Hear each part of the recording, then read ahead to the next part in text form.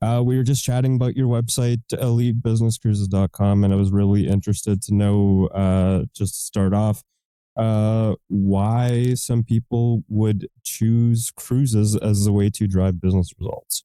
Yeah, I mean, at the end of the day, what we really do is we create profit, buy-in, and recruiting. I mean, those are the systems that we create and do it. And the cruises are just one of the deliverables at the end. So if you have a team, such as many real estate offices that are our clients, they tend to have someone who may not be all the way bought in, for lack of a nicer way of saying that. And having Barb in the back just undercutting you and creating havoc is not really good. So what our structure does is it creates 4 different pillars, not the least of which is translating whatever the manager's goal is into the individual love language of every single one of the employees. So then they can connect and resonate with you. Because science shows that regardless of any boss you can ever think of that you did not see eye to eye with, your top 5 reasons for getting out of bed and going to work in the morning and their top 5 did not line up. So what we do is we help connect the two and basically be a translator into every person's motivational love language about why they would go to work. And then we also pair it with the amazing incentive, which ultimately is the cruise, hence why the company's named after Elite Business Cruises. And then boom, your employees will run through fire, jump through the roof, whatever analogy you want. They get the job done. And oh, by the way, all the people in your competition realize that's a funner place to work at. I should look into that. And that's how you can take a sales team from going, that's pretty good, to being on fire and elite, to everyone wanting to jump with you. Are you seeing, so are the cruises mainly for like a reward system, essentially? Or like a way to get people pumped up? Yeah, we do 2 different fashions, but for the majority of our clients who are already existing sales teams, that's exactly it. They're a reward-based structure. And then the other percentage of our clientele, or those who are coaches or professional speakers that want to have another platform or another way of interacting with their clientele. Interesting. And then that would be when people want to do the speaking on a cruise to an audience? That's exactly it. Interesting. How often is that done? Well, that happens whenever a coach comes up to me and says, hey, Joe, the reality is that I'm probably too good of a coach. And that's not to be bragging or unhumble or anything like that. It's just the simple reality is everyone does a subscription model, and I can't hold my clients long enough because I finish their problem too fast. I go, that's a great situation. It's not good for the subscription model setup, but it's a great situation. What we then do is say, hey, let's offer a cruise offering where you get to meet everyone in person. It's an annual subscription now. So instead of it being, I fix your problem in 3 months and never see from you again, it's now I have a plethora of people I've helped over the course of the year. Some of them have gone all the way through the training. Some are in the middle of it. Some are just feeling us out. And we also get to all come together, be on board, and then go on this amazing cruise, wherever it be, California, the Caribbean, Mediterranean, doesn't really matter. The point is that it's completely unique offering. So you're no longer one of the other 500 coaches in your niche. You are unique. You get to see your people.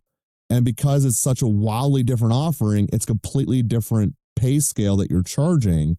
And therefore, there's no real competition because your clients essentially go, well, I don't really know the difference between this guy or that guy, but at least with this guy, I get a free cruise out of it. It might be worth, paying the little extra for it. And then that's really the secret sauce that takes the clients from being just one of many to a one of one situation. Yeah, because I haven't seen that before. So I was just wondering if that was very common or if that was just something that was like a one-off that happened and then it maybe took off in smaller niches, as you mentioned. But super interesting. So it is unique that there are not a lot of other consultancy firms that do what we do. Quite frankly, when I built this company, I was hoping to copy off of somebody else. Just look around, how's everyone else doing, go from there. And the reality is when I popped my head up and started really searching, there isn't. There are travel agents, obviously, and they can, connect you on a trip, but there is no one who comes with a true consulting setup that instills a system and infrastructure within your company that results in you getting more profits, a more cultural buy-in, and a recruiting tool that's also tied to an incentive like this. It just doesn't exist.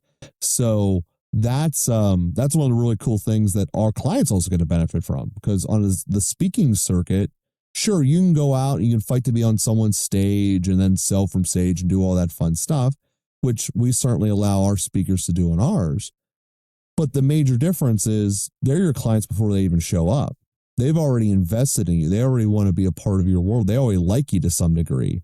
And the cruise goes from just having amazing Zooms with someone to actually seeing them, shaking their hands. And, there's just something about jumping off a waterfall with one of your clients. They stay with you forever. There's just no other way to say retention increases than that. It's a bonding experience that you just can't get anywhere else. Yeah, I use the word, some people might misunderstand the word intimate, but it's a very intimate experience that it seems like it would be very difficult to get that time one-on-one with clients any other way. I mean, look at the impact that that like COVID, and like I hate to bring it up, but like COVID-19 is an example. Like that can look at the impact that it has on a cruise ship, right? You're all stuck on a cruise ship. And it seems like a fantastic way to connect with other people. And I didn't even think of that aspect of it. I was really thinking about people who might spend time working on a cruise ship to be able to offer that to their employees. That's how I thought of it before. Yeah, so you're not allowed to sell to people who are not part of your herd. If you're a speaker trying to go on there, they have to already be one of your clients and get from your group. That's just an industry standard. But in terms of using this as a motivational force for your clients, you can do it for anywhere within your business. That's what we set it up for. We particularly focus upon salespeople because all of my clients can easily see this is how much money we make from them selling more, and it basically pays for itself. And then once the growth engine turns on, it radically pays for itself, which is the really cool part about why our retention rate is so high. And the way we got into creating this company of Elite Business Cruises was really unique. There was a couple of different clients we had of traditional consulting where we were just, again, helping clients grow and using the infrastructure that we use now. But it was actually during COVID. I've signed NDAs on some of this stuff, so I can't explicitly say what company it was. But it was during COVID. It was right when essentially Uber Eats and Grubhub were really taking off. Like people were getting the idea of, hey, fast food without leaving the house. Let's go for that. This is the part of COVID where they didn't even put the stick. Yeah, they didn't even put the sticker on again. People were still eating each other's fries. Like it was that early in the process. And my client was in a pricing war with the other major fast food places at this intersection, where instead of having their specials and discounts on the sign, it was the rate they were paying people to work in their kitchen. And they were only like 6 cents apart. Like it was not a wildly different price point, but so few people wanted to work that they were fighting over pennies. I mean, literally. And the client calls me up and says, long story short, that the people at headquarters are not helping me. I need to come up with a solution myself or else I'm going to die. Come up with something. And that's what we did, is we created an incentive program and in structure that when people stayed, didn't do any no-shows and gave him at least 30 hours a week, they would become qualified to go upon a cruise. And thank God Florida didn't close down because we wouldn't have been able to pull this off. But the long story short was we were able to have his kitchen completely full. So the beginning of the story, his drive-through lane was packed always, but that's because no one was moving in it. Everyone was just sitting there. But now his drive-through line was packed and all the cars were moving through it. It was the biggest revenue that location has ever had. He eventually sold it because he wasn't following the franchise's guidelines and he effectively had to, but he turned lemons into lemonade, and that was what our consulting structure gave. And that was one of the first examples when we realized, hey, this cruise thing is working pretty good. Maybe we should start looking at that. And we then built the internal infrastructure within our company to now be able to hand it off. And that was a lot of behind the scenes work that, quite frankly, a lot of people would not go through. And that was part of when I realized why no one else has that connection of consulting and cruising, because it's a lot of back end stuff that you need to get together. And is it really tough to deal with cruise ships to be able to, like, if you were wanting to section off a certain amount of rooms with a cruise ship, is that like just tremendously difficult with like bookings that are already done for regular cruises? That's not necessarily the hard part. That part's actually that's them selling you stuff. They will sell you stuff all the time. It's getting it all in line and logistically no work for the client. That's the hard part. That's because you basically, if you're one of our clients, you need to show up with your passport and that's it. Be there on time and have your passport and the requirements.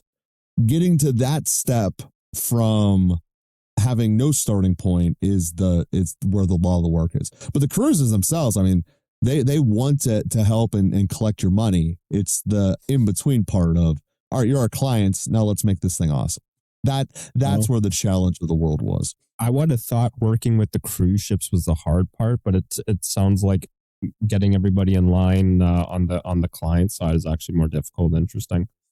Well, I'm wildly outside of their normal demographic. Remember, I'm basically the only company doing this. They are built to talk to the mass public and get 10,000 people on a vessel. I am not their norm. So from the beginning, I'm a fish swimming upstream, and that's the real issue of it. Wow. Yeah, I mean, this is the first time that I've heard about this. What are some of the metrics that you've mentioned? There's a case that actually started a company of like offering cruises as rewards to offer incentives. And then are there any metrics? Have you seen any clients that have paid for their people to work on cruise ships now that there's like fast internet with things like Starlink? Well, they don't do the work on their cruise. I guess they could, but they don't. The vast majority of them, they go and they're selling their cars on the car lot, and then they're going and celebrating on the cruise, and bringing the whole family involved and really bringing everyone together. But yeah, I mean, conceivably, you could have a remote job and work with Starlink or Starlink or any of them. Really, it doesn't matter which internet provider you're with. And just bounce around from ship to ship to ship and live that as your lifestyle. There are plenty of people that do long extended stay cruises and find that that's cheaper than living in Florida. It's its own little niche industry. Actually, that's the exact reason why I was asking. I remember seeing that quite a long time ago. It was like a 2-year cruise. I don't know if it actually went through.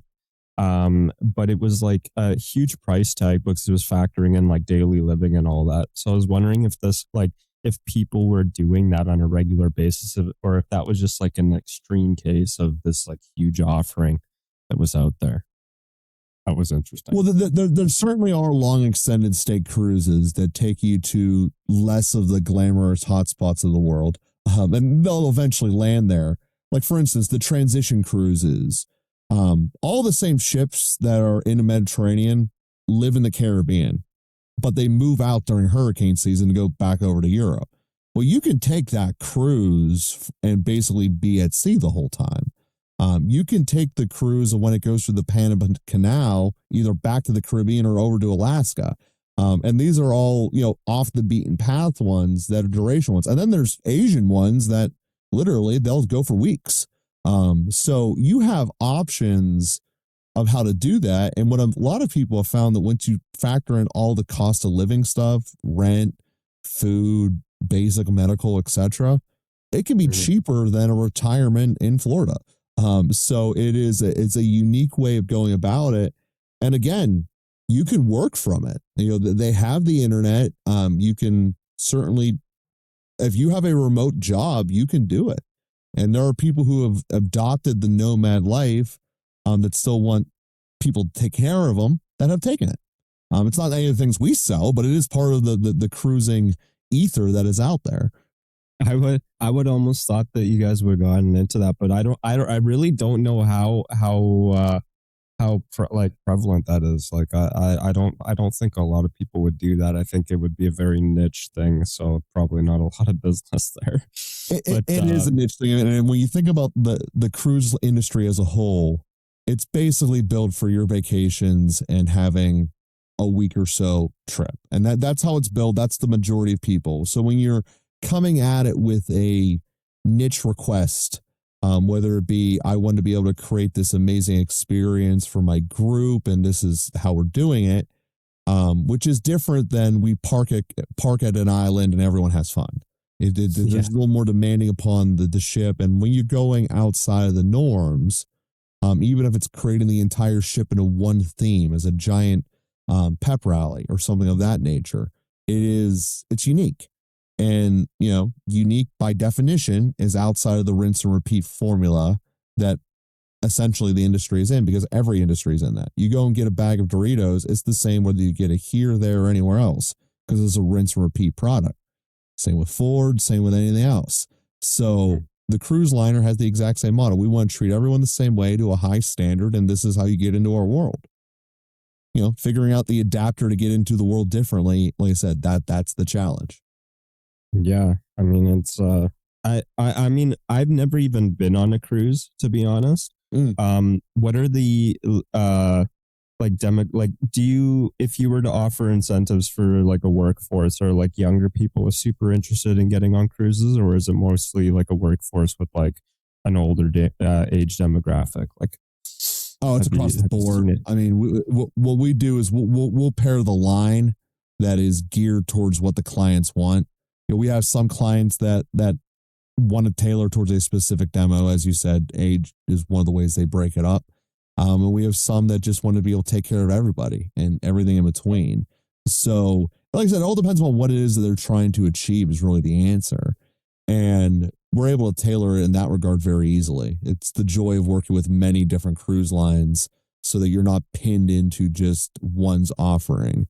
And that is the power within it. So yeah, the long story short is there's going to be different motivating factors that make someone want to go and care about this incentive, but rarely are they demographic based. Almost always they're psychologically based. Mm-hmm. Are clients ever researching this? So, like, I would find it tough too, because you guys are the only ones, and I've never heard of this before. But are clients ever researching these incentives, or are you guys mostly approaching people and getting them interested in this type of incentive and like pitching the benefits? Well, Kevin, it's certainly both. It's not even necessarily the benefits.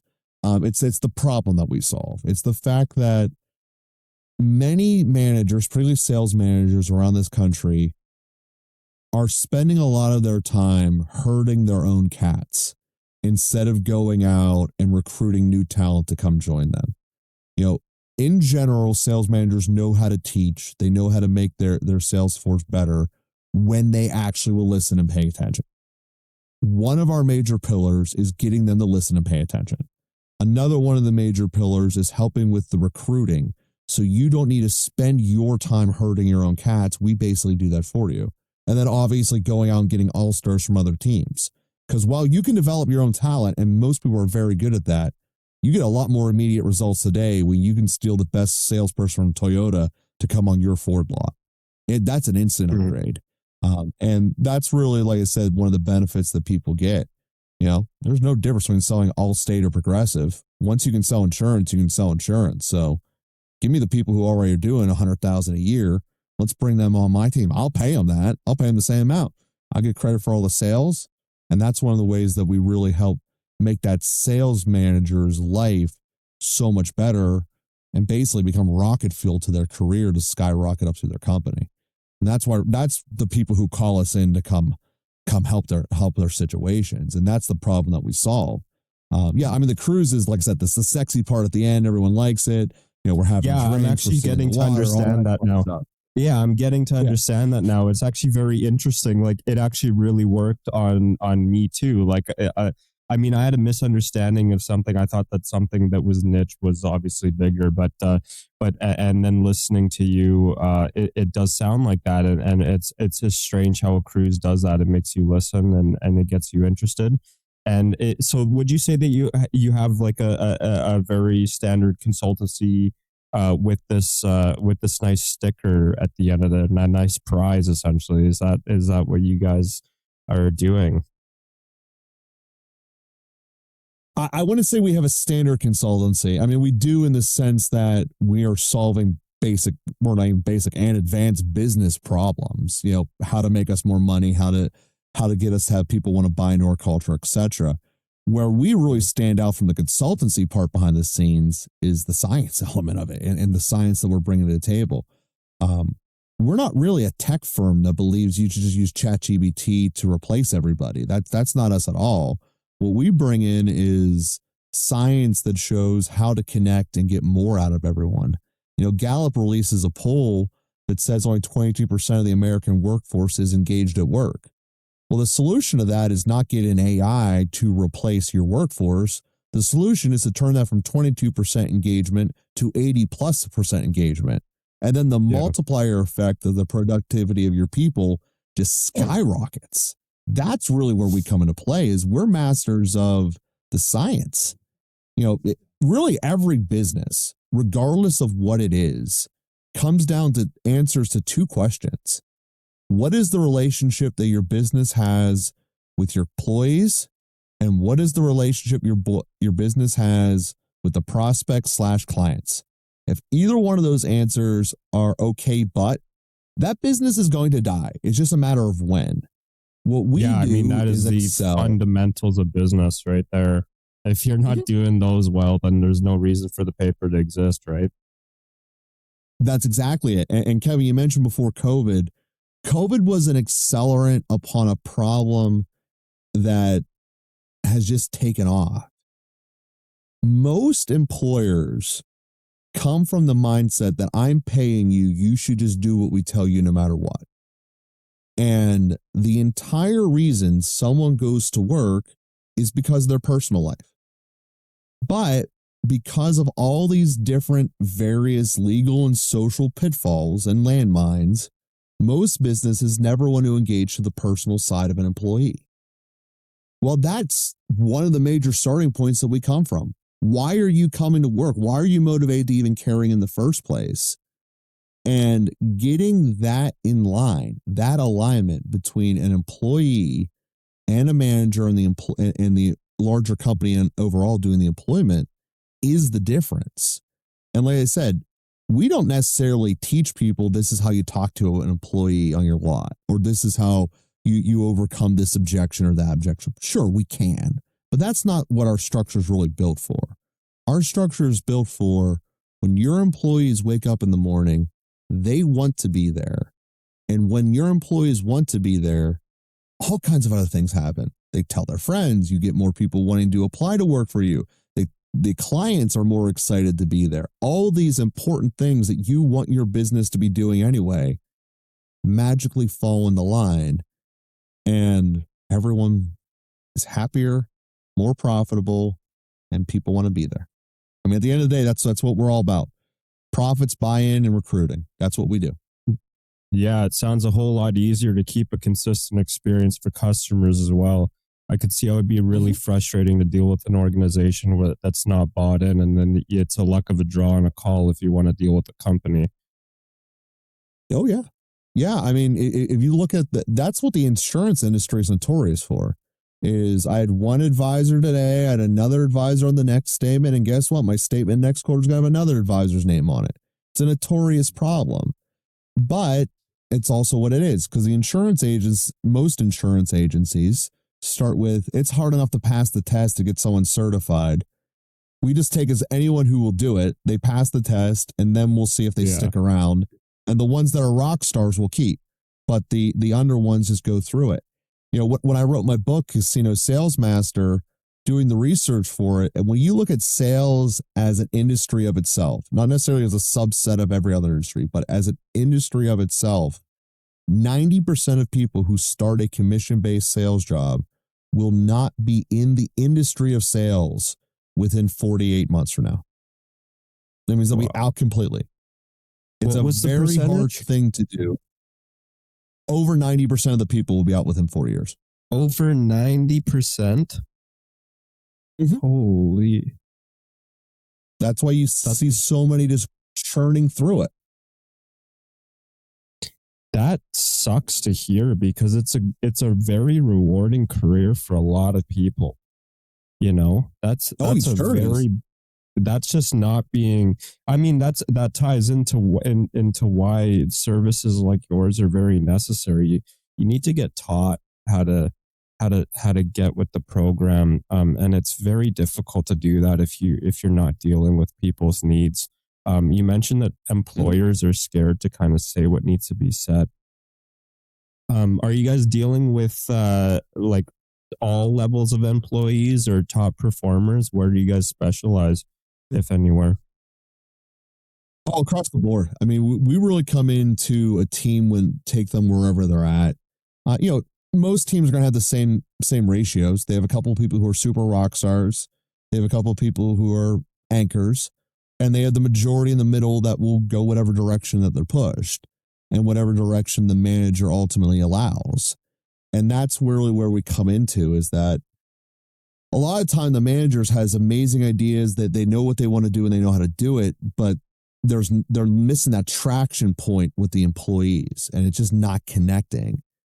Like I said, that's where we help. I mean, we make it that everyone's now gripping the same way and they're all moving in the same direction. And that's really one of the things that really spark everyone up. So to specifically answer your question, almost every single one of the incentive packages that we build are an all or nothing based upon a team criteria goal. So you can have one rock star going all the way up to the moon, but if the rest of the team doesn't pull their weight, no one's going. And that's one of the strong elements that turn the world of sales very differently, because the majority of commission-based salespeople aren't just on their own. They'll get a little bit of help here and there, but they're basically on their own. But they're fighting the people who are within their own building. I need to get that listing on Maple Street. I'm not letting him get it. So if I have to miss this meeting and go talk to the client to get it before they can, I'm going to do it. And the self-serving interest, which is natural within all of us, shouldn't be seen as a negative or detriment. It should be honed to a success. And like I said, that's what we built a structure to help businesses do, so that it's no longer fighting internally to get your own independent, commission quota, whatever you want to call it, but actually to build up and help each other that goes beyond just the manager supporting the team, but the team in and of itself helping each other. I mean, quite frankly, it's a difference between being a jet or being a chief. I was actually just going to start mentioning the word culture. It sounds like we're getting right into that. And I find I was actually going to write about this, like a little blog post when I was thinking about it at work. That, there's some people that show up at work and it's just in the way, in the simple words they use when they talk, that it just impacts a whole office. Just being down about a certain subject or talking negatively like it's a joke. And it just spreads like wildfire in the way that people act. It sounds like you guys address stuff like that as well, and also offer like a reward system for something at the end of that.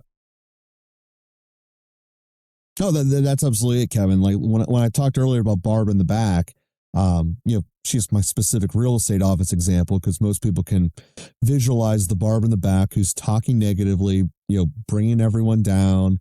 And now there's a contingency within the rooms. Like, do I really want to go back? Do I really want to do this? And it's this whole negative hole you got to start to get out of before you even get into profits. It's like, and it's just because she does a couple of sales a year, we keep her around. Like, how about instead of having this debate about whether she's worth keeping around or not, everyone converts and we start using ways of, she's now talking positively. We figured out how to get her seen and heard in a way she wants to be. And that ability to attract a herd she has within the company is now used towards everyone's positive direction. And that's one of the major things that we do. And that's one of the ways we do culture shifts, is to get everyone pulling in the right direction. Again, a house divided on itself does not work. Mm-hmm.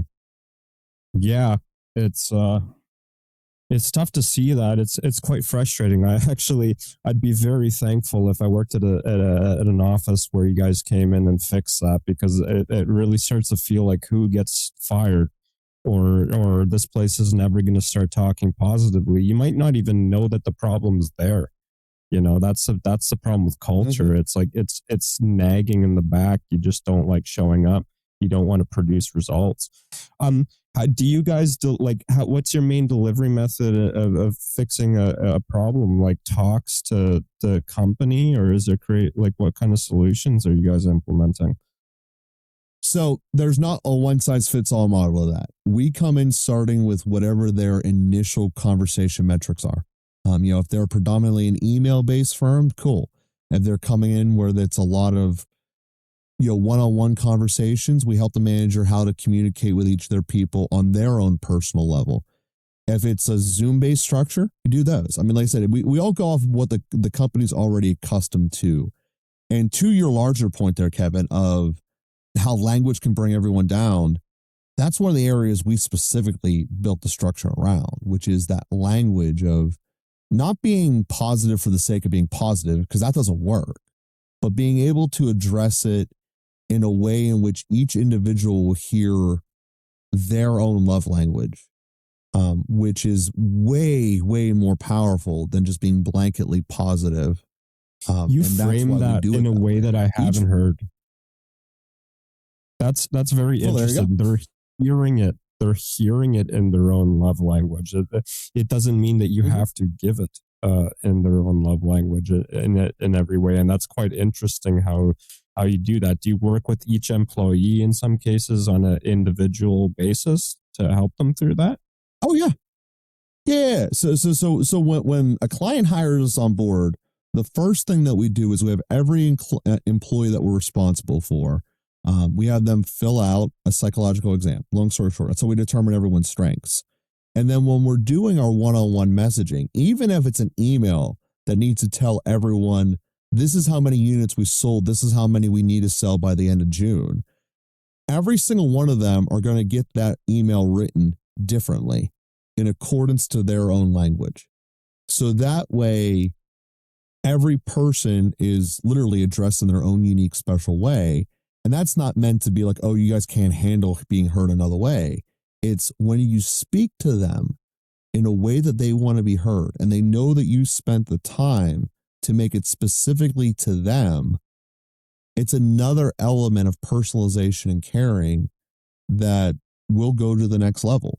It's also a very strategic move. See, I say this knowing that there's all 20 different personality types and motivators that are going to hear this differently and get why it would work and why it wouldn't.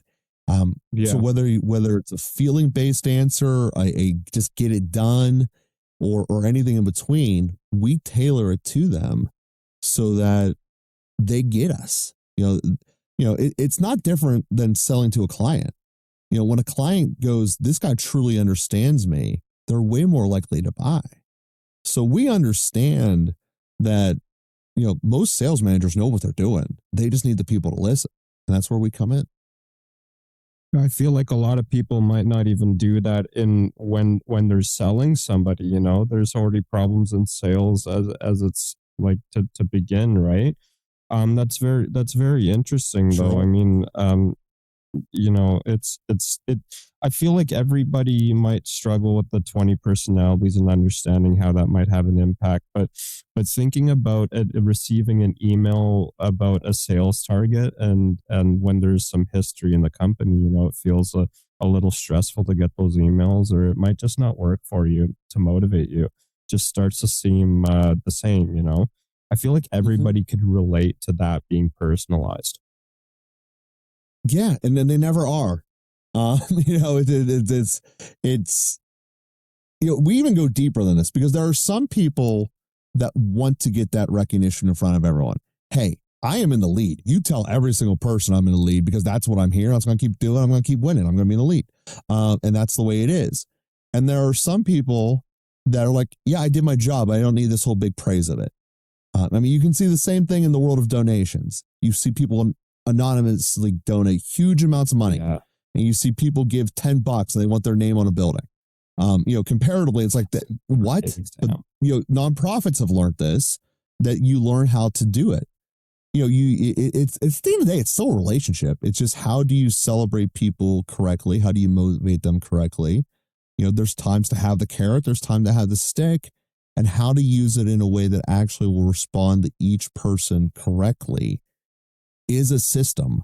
And when you do it correctly, like I said, we become infrastructures to clients, and we're growth engines.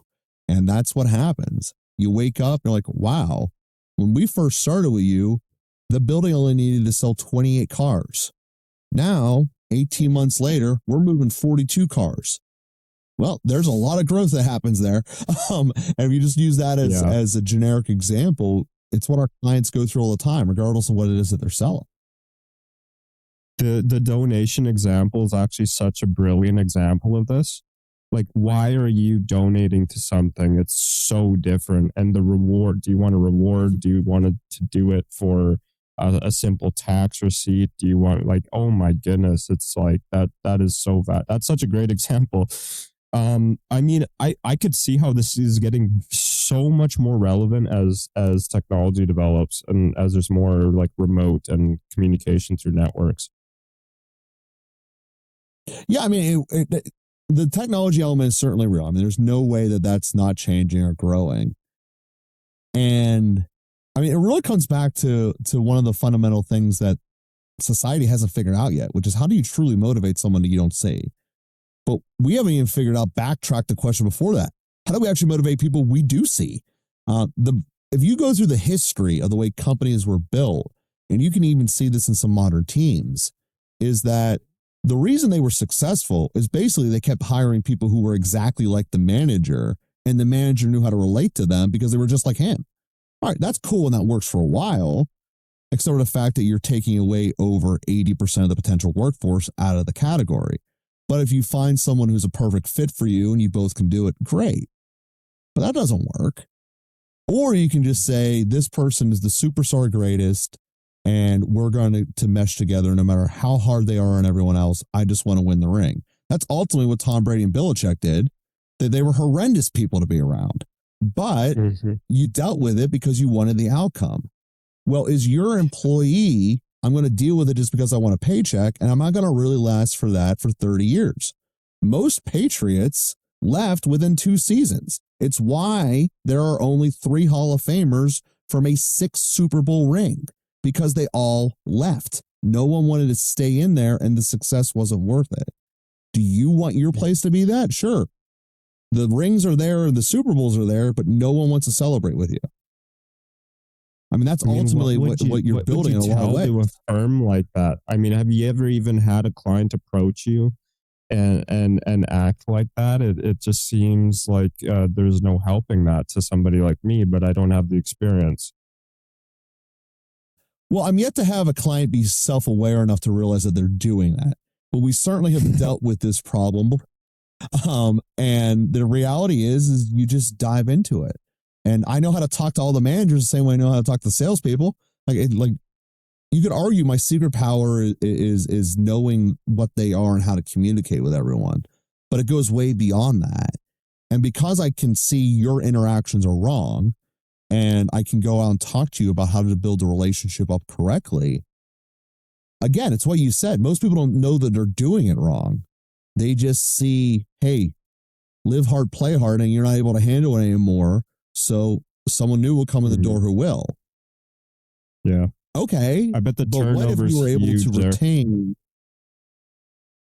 That's exactly it. What if you were able to retain 80% of those people who left, and now instead of 5 people on your sales team, there was 25? I mean, it doesn't take very hard to do a math degree. Yeah. Yeah, it's not hard. It's not hard math. That's funny. Yeah. Is there a company that you admire in the way that they act? There's a lot of companies I think that do things well. Keller Williams is a company that really believes in rewarding the team and growing it internally. There's also other real estate firms that believe, I just want to make you guys all the absolute sharpest knife in the world and cut anyone that gets in your way. And there's many, many in between. So what you tend to see is the retention rates show the culture. I mean, that's one of the things I believe in. And we have a lot of people that say, I don't want to be a place that's overturning people all the time. Everyone, you'll see a study all the time. The cost it takes to replace someone is much more than the cost of keeping them. And what a lot of businesses mistakenly believe is, well, then I should just pay everyone more. No. There are many reasons someone will go to work, and the paycheck is only part of the equation. If you can satisfy and give people more without it being through the prism of the paycheck, which, by the way, has a negative marginal return, which means you keep paying more and getting less in return. If you can figure out how to incentivize people, make them want to come to work and be with you in a way that doesn't exponentially keep increasing your employee expense, that's how you win like crazy. And that's one of our pillars, is being able to make your ROI explode, because the human nature effect of how you get treated at work is free if you do it correctly. And we used to know this, but we lost it. And, people pay me to bring it back. Yeah. Oh, wow. Is that ever important? Me showing up in a workplace and being impacted to where it impacts me outside, being demotivated, drained, that's a huge cost. Like, just think about this podcast. I've got work. If I felt drained every day, I wouldn't be able to do this. So that'd be a huge cost to me. Yeah, it's a cost to you as an individual. It's a cost to the company because your output is declining. It's a fundamental fact. It doesn't matter whether you're a programmer or you're on the front lines of sales or whatever. You're declining. And when you see that, it's a problem. One of our first clients was a call center. And it was how to get them motivated. And you talk about turnover, it was nuts. And the whole reason that's a tough client. Wow. Yeah, and the guy who hired us, the sales manager who hired us, was one of the guys who got promoted from within.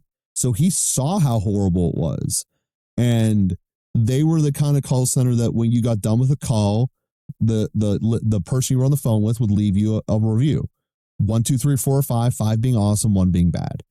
And he had a big bonus built into his contract that if he could just average a 3.75. That's all he had to do. We instilled the structure. They averaged a 4.48. He hit double bonus. It went through the roof. It went nuts. And now people actually liked calling up the call center. The company as a whole got more revenue out of it as all their ratings about their call center got better. Their support team got better. People became more comfortable buying this product compared to essentially the exact same substitute product that had a better reputation online. So as their call center got better, all their reviews across the board got better, boom, boom, boom, and the investment took off. And that's one of the reasons, like I said, that we do stuff like this. I mean, that's where it's all relationships. You take care of people, they'll take care of each other, and it grows. Yeah, to me, I love the concept of creativity. This would be the core point of my day here is I think of companies like Apple, maybe Google and things like that, of like companies where people will just work a whole career to get involved, and the amount that people spend for their products, it's so far beyond the product, right? And creativity in the world of AI, think of ChatGPT, these average responses, you're finding them everywhere, blog posts, videos, everything, right? You need creative conversation. And in something like sales, like think of that. You just need to hear somebody on the other side of the phone that's not just giving you these automated responses. And just imagine the impact that that's having. Yeah, Kevin. And this is something that goes right along those lines. Like, if you just step back and look at this from a historical perspective about why what you're hitting upon is not going to work, which is everyone basically using the AI filter to try to talk to everyone. It's not going to work. And here's a very fast forward historical reason you can see why. It's a very easy linear progression. Back in the Civil War, the way anyone got their information was reading it or talking to someone. Fast forward to the 20s, radio gets invented and the telegram starts picking up. Well, that's still reading it from a telegram, but from radio now I'm hearing you. Okay. What do we have during that time? We have ways of discerning how to trust someone, how not to. We have a reputation behind someone's name on their printed content. Radio's starting to get a little bit more ambiguity because now, yeah, they say their name, but it's just a little bit less. TV starts taking off, and yeah, we see Walter Cronkite, and he has the power to end the entire war, or at least morale of the country, in one sentence. But we also quickly realize that people are misusing that and taking advantage of us. And essentially, every generation along the way has created a more sophisticated internal filter about what should I believe and why. And then you fast forward to the massive accelerant, which is the internet. People start really, who am I actually paying attention to? Who should I listen to? I care.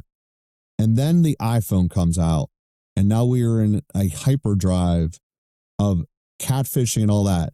Like, you're probably too young for this, but in 2004, a linebacker from the University of Notre Dame who went to the national title game was catfished on a 6-month span, basically with ESPN televising it. His name was Teo. And the reality was everyone over the age of 40 couldn't believe, like, why would someone lie to him? Why would someone do this? And everyone under the age of 20 was like, yeah, this happens all the time. That's on you, bro. Like, you should be better than that. And then there's obviously the middle gap that's like in that gray area. You go out today and you try to show a fake image to a 17-year-old, 100% they know it's fake immediately. The older generation take a while to get it, but they know instantly. They know when they're talking to a real person when they are. So this level of, sure, it's easier to just have chat write everything for you, but everyone knows it was chat. So therefore they don't care. Then you lose more credibility than you gain.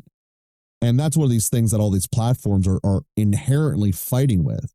You know, you're putting out 5 million pieces of content on Instagram and LinkedIn and all these other places. You're ultimately hurting LinkedIn and Instagram's brand. And they're going to eventually end it. And that's the reality. And that's going to just continue to keep growing and all that. And there's, you might not even be able to describe it. Like, that 17-year-old can't go to her grandma and teach her, like, this is how I know it's real or not. She just knows because she lives in it. And that's the reality that's going to keep growing. And that's why this lack of creativity of just having the AIs do it for you is destined to fail. But we're accelerating so hard into that. It's like, there's a cliff, right? This is like the Wile E. Coyote and the Roadrunner. You're running as fast as you can. That cliff's coming eventually. Just, are you going to be holding the bag or not? And a lot of people are. And that's just the reality of it. And it's going to take some companies into the ground, and it's going to open up the doors for others. I mean, they don't want to know this, but Meta will not exist the same way it does right now 10 years from now because of this problem. Unless they solve it, there will be a replacement with some guy who is in AI right now who figures out how to keep it from getting on his platform, and they will take over Meta. Just like all the other social medias are all at risk for it. It's a risk that's inevitable. It's obvious, but no one wants to address it. Yeah, I mean, people don't want to consume that. You mentioned brand right when I was thinking of that word. I'm like, imagine the impact that this would just have on your business, Like, you told a perfect story there of how branding started to become more prevalent as you became more distant to the information, and even face-to-face in some cases went away with things like radio, and then how do you hear it in somebody's voice?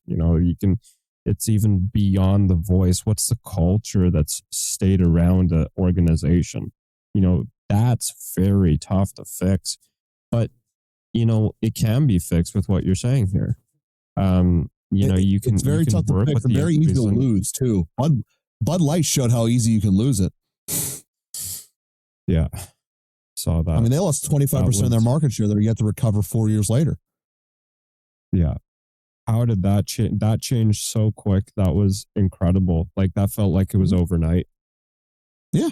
Like I said, you can lose it very quickly. And, that case wasn't an AI doing it. That was why you don't let a multi-billion-dollar advertising campaign be run by one 26-year-old.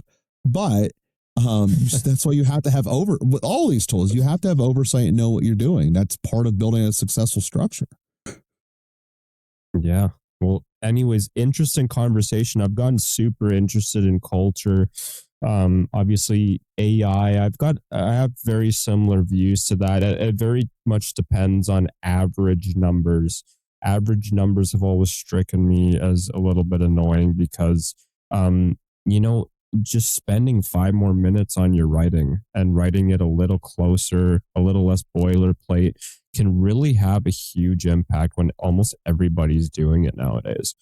And that very much ties into what you guys are doing for companies. I don't want to speak for you, but it sounds like if I was to hire a consultant for my company, it's how do you get everybody feeling like that? That every one of their actions are feeling rewarded in a way that works for them, and they're walking out refreshed. So it sounds very interesting to me. And the answer is you internalize it to their soul. To get to the nitty gritty of it, that's what you got to do. So that inside them, they have value, meaning, and a desire to want to be able to jump through the wall and wake up in the morning and be with you. And that is an internal driven decision. Nothing externally can replace what someone's internal motivations are. You can't.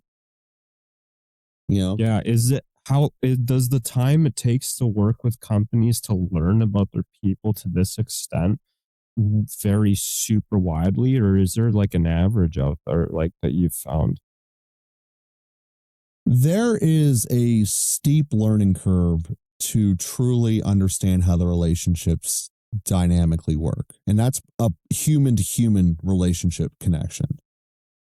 Once you get on top of that mountain, you can really go into any relationship and quickly do it. I mean, that's the reality of it. So yes, building up the science behind our consultancy firm and what it's all based upon, radically long, very long time. But now that we have built it and we have it, I can walk into a conversation with a sales manager, have them use some of our tools, and within a series of hours know how to interact, where their problems are. Wow. At least diagnose it. I got to confirm everything, but I'm at least able to diagnose the major problems and pitfalls within that entity very quickly. Part of its experience from me. I thought it was going to be a couple of years as the answer. No, because it's human relationships at the end of the day. And once you really get into doing that, again, this used to be a much more prevalent part of our culture, connecting with people and understanding what was there. And we have gone so much away from there, some good reasons, some bad reasons. But at the end of the day, we're not at a spot where you can be intimate and vulnerable with someone. A lot of it has to do with the acceleration of the AI and vulnerability of stuff we see through the phones.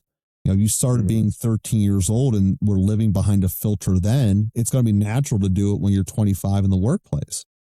And that's... Yeah, it's spreading. It's becoming a norm. So it's hard to say that it's going to go away, right?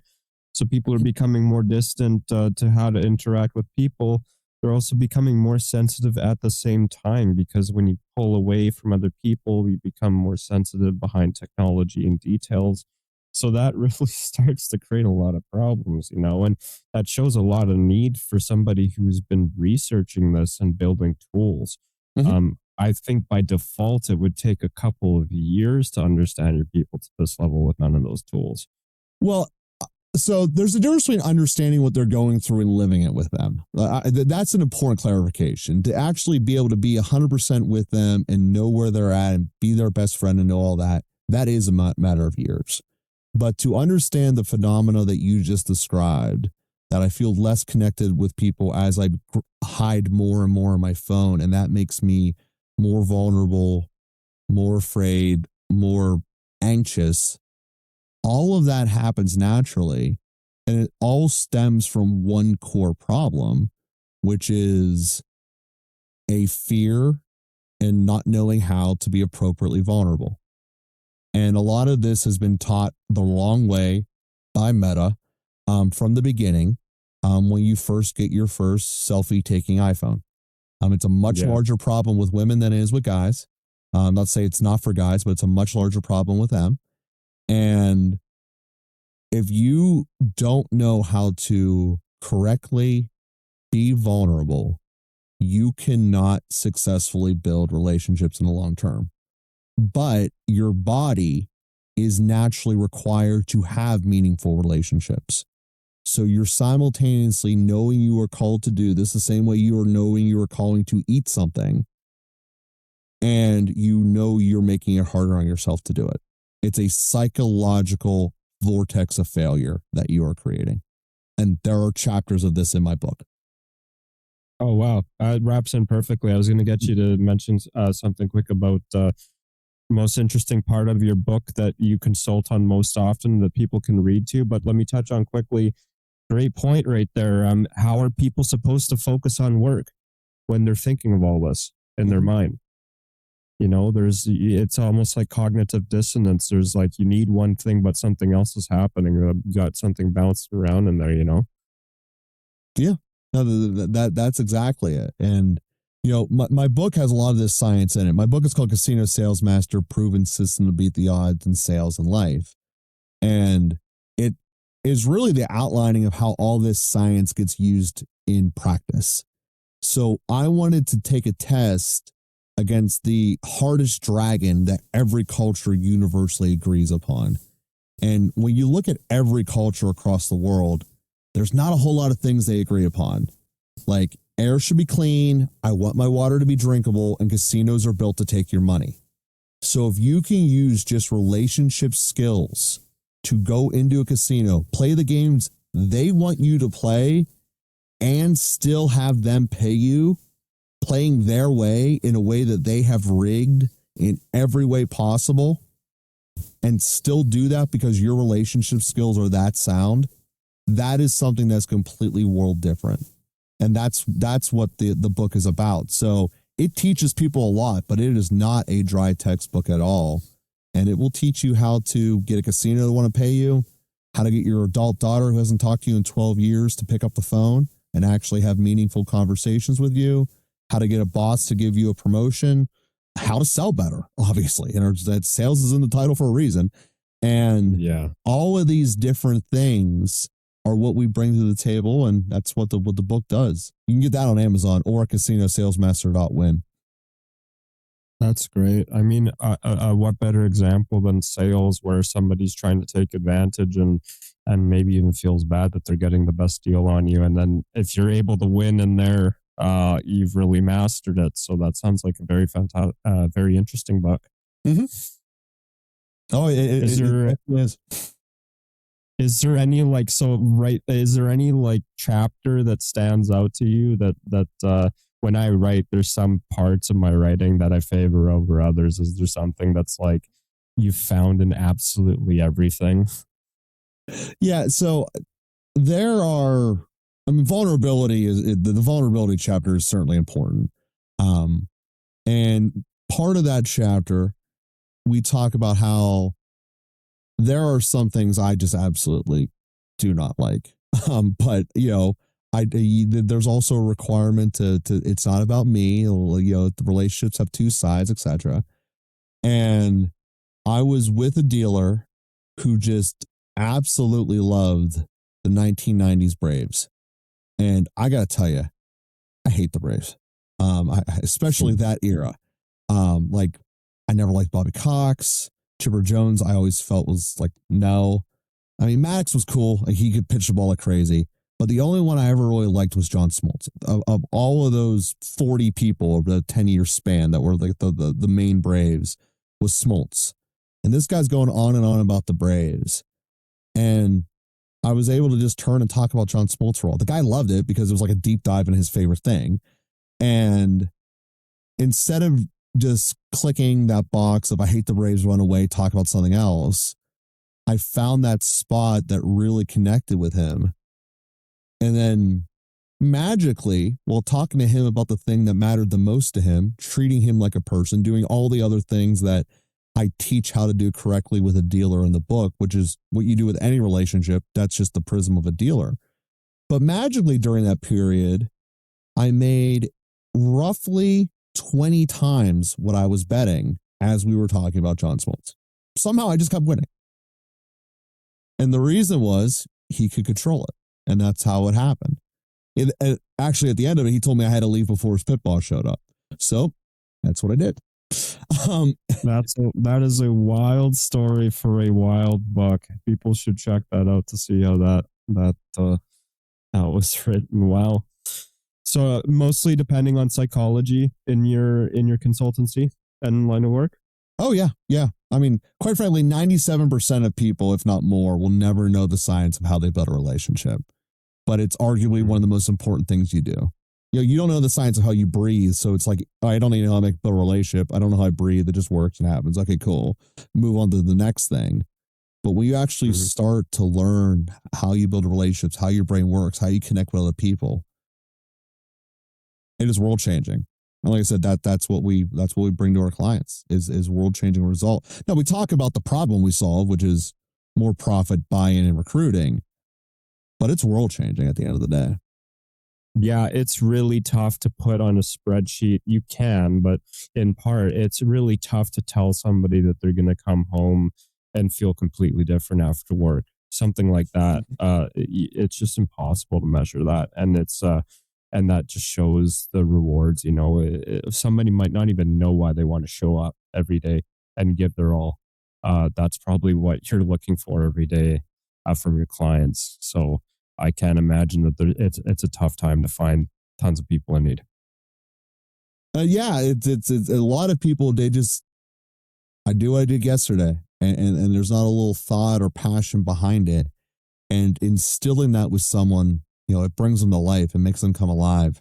And again, there's no magical demographic data that says this is what a successful person looks like, or this is what an unsuccessful person looks like. It is all about how do you build that relationship between the employee and the employer. Mm-hmm. Yeah, it ties right into working with every employee on a one-on-one basis. I could see how, they're getting tons of benefits in their personal life off this too. So it's a great investment that their employer's making. But anyways, I'll read a couple chapters of the book. That sounds interesting. It's a wild story right there. So it got me interested. And thank you very much for joining me today. Well, thank you for having me, Kevin, and glad to be a part of it.